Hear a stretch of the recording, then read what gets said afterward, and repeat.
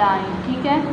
Kettle है तो के का केटल, ये जीप बनी हुई है तो जे जा जीप, आई अ आइसक्रीम, एल लैम्प, के का किटन, जे जा जार, आइस क्यूब, ठीक है, आई अ आइस क्यूब।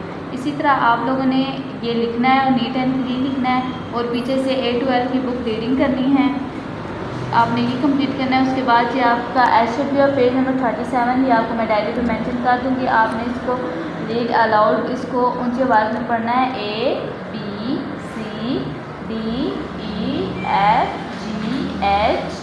ABCDEFGHIJKL, ठीक है। आपने फिर जो लेटर दिए हुए हैं इसके ऊपर ट्रेस करना है, ठीक है।